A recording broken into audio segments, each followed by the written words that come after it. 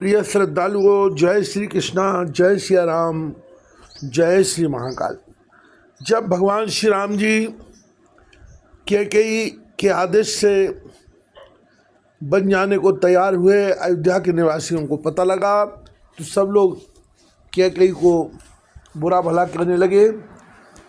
उसी स्थिति का वर्णन करते हुए तुलसीदास जी महाराज अयोध्या कांड में लिखते हैं, निज कर नयन काल चय दीखा, डार सुधा विष चाहत चीखा, कुटिल कठोर कुबुद्ध अभागी, भई रघुवंश बेन बन आगी।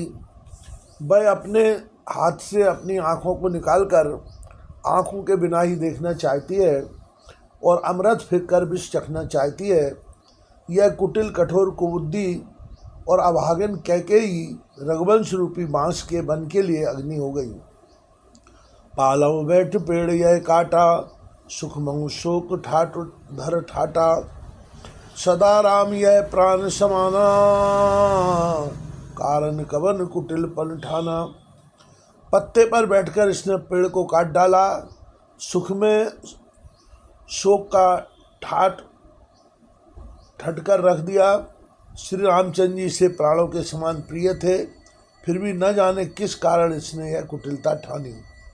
सत्य कहें कवि नार स्वभाव, सर्वविद अगौ अगाध दुराऊ, निज प्रतिबिंब बरूक गह जाई, जान न जाए नार गति भाई। कवि सत्य ही कहते हैं कि स्त्री का स्वभाव सब प्रकार से पकड़ में न आने योग्य अथाह और भेद भरा होता है।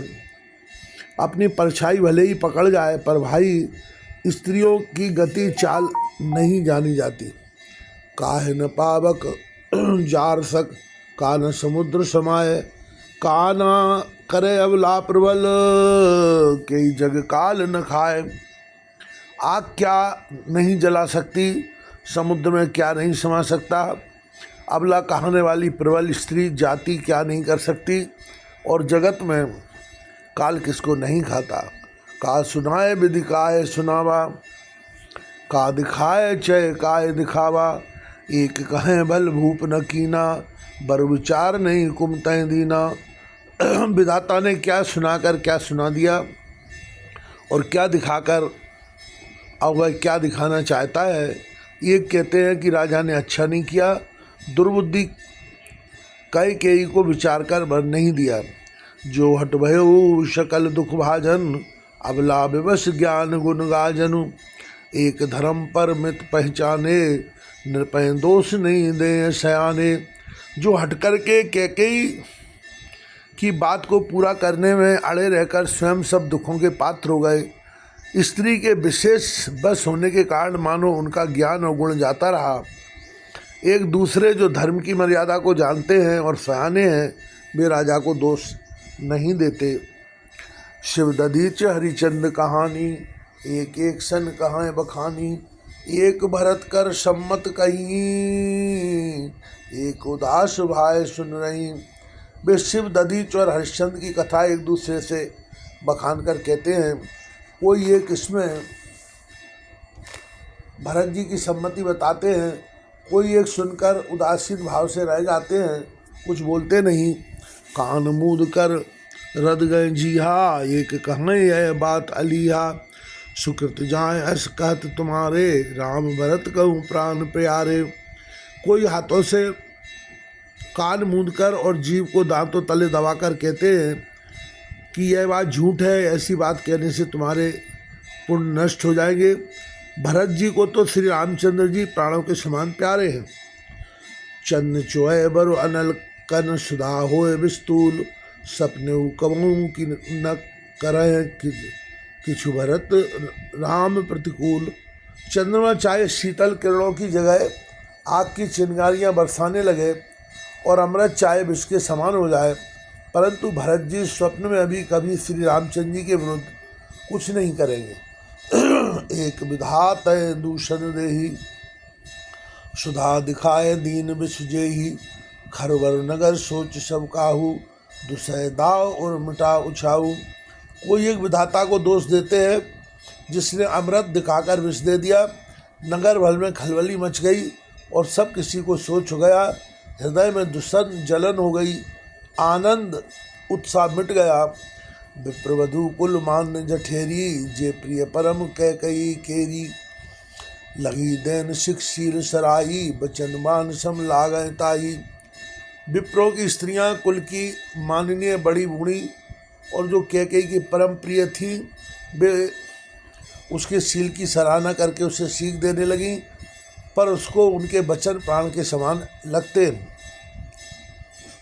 भरत न मोहे प्रिय राम समाना, सदा कहो यह सब जग जाना। करहु राम पर सहज सनेहू, कह अपराध आज वन देहू। वे कहती है, तुम तो सदा कहा करती थी कि श्री रामचंद्र जी के समान मुझको भरत भी प्यारे नहीं हैं। इस बात को सारा जगत जानता है। श्री रामचंद्र जी पर तो तुम स्वाभाविक स्नेह करती नहीं हो, आज किस अपराध से उन्हें बन देती हो। कबहु न कियऊ सब त्यारेशु, प्रीत प्रतीत जान सब देशु। कौशल्या अब काहे बिगारा, तुम जय लाग वज्रपुर पारा। तुमने कभी स्वतिया डाह नहीं किया, सारा देश तुम्हारे प्रेम और विश्वास को जानता है। अब कौशल्या ने तुम्हारा कौन सा बिगाड़ कर दिया जिसके कारण तुमने सारे नगर पर वज्र गिरा दिया। सिय के पिए संग पर हरय, लखन की रहे धाम। राज की भूजय भरतपुर, नृप की जय बिनु राम। क्या सीता जी अपने पति रामचंद्र जी का साथ छोड़ देंगी? क्या लक्ष्मण जी श्री रामचंद्र जी के बिना घर रह सकेंगे?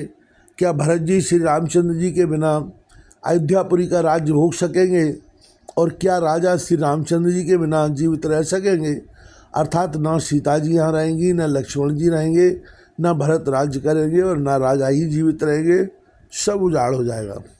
अस विचार और छाणव कोहू, शोक कलंक कोठ जन हो। भरतय अवश्य देव जुबराजू, कानन काय राम कर काजू। हृदय में ऐसा विचार कर क्रोध छोड़ दो, शोक और कलंक की कोठी मत बनो। भरत को अवश्य युवराज पद दो, पर श्री रामचंद्र जी का वन में क्या काम है। नाहिन राम राज के भूखे, धर्म धुरीन विषय रस रूखे। गुरु गृह बसों राम तज गेहू, नृपसन अस बरु दूसर लेहू।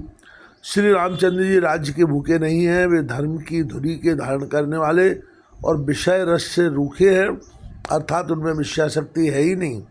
इसलिए तुम यह शंका ना करो कि श्री राम जी बन न गए तो भरत के राज्य में विघ्न करेंगे। इतने पर भी मन न माने तो तुम राजा से दूसरा ऐसा वर मांग लो जो श्री राम घर छोड़कर गुरु के घर में रहें। जो नहीं लगवाऊँ कहे हमारे, नहीं लागें कछु हाथ तुम्हारे। जो परिहास की न कछु होई, तो कहे प्रकट जनावो सोई। जो तुम हमारे कहने पर न चलोगी तो तुम्हारे हाथ कुछ भी न लगेगा। यदि तुमने कुछ हंसी की हो तो उसे प्रकट में कह दो, जना दो कि मैंने दिल लगी की है। राम सरस्वत कानन जोगू, काय कहें सुन तुम कहो लोगू। उठाऊं बेग सोई कराऊं पाही, जय विद शोक कलंक न साई। राम सरी का पुत्र क्या बन के योग्य है, यह सुनकर लोग तुम्हें क्या कहेंगे। जल्दी उठो और वही उपाय करो जिस उपाय से शोक और कलंक का नाश हो।